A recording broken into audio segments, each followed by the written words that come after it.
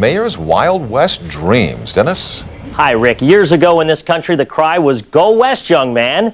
And Mayor Reed has heeded that call in search of artifacts for his proposed Wild West Museum. As ABC 27 learned on a recent trip to Colorado, the mayor had no trouble lassoing items or spending money.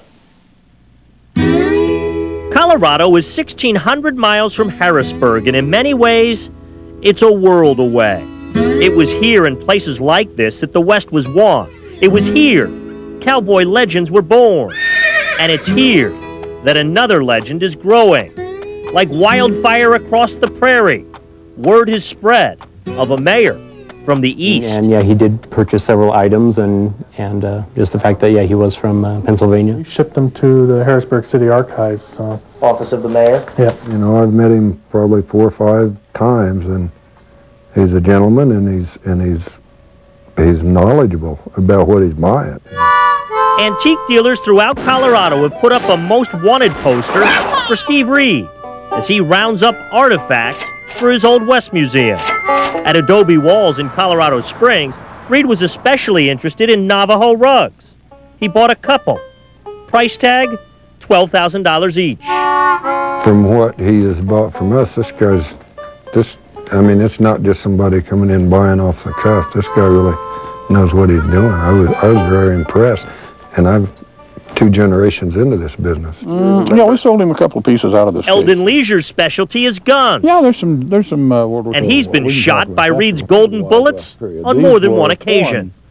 We make him a price that's comfortable for the purchase for the museum, and which is lower than our normal expected price, that's quite all right. We're glad to see where they're going. And most of these dealers are glad to see Reed coming. Talked to him a little bit.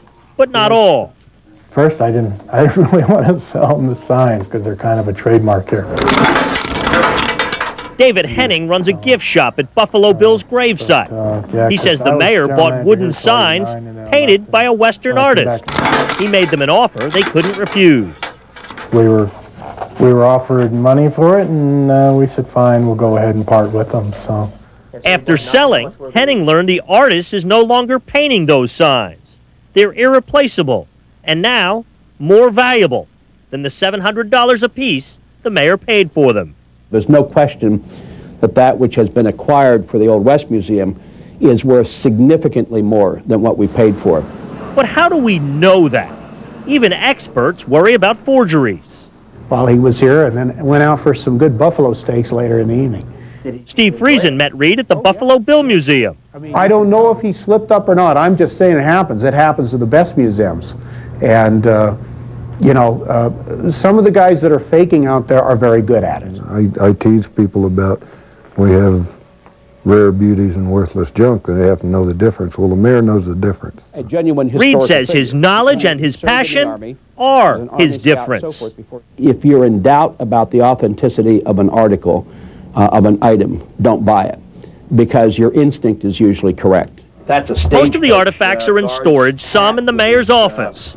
But Reed isn't the first to bring a piece of the West to the East. Did Buffalo Bill visit your town? Well, in Pennsylvania, chances are he did. In fact, he stopped at 68 different Pennsylvania cities, including 15 stops in Harrisburg between 1873 and 1912.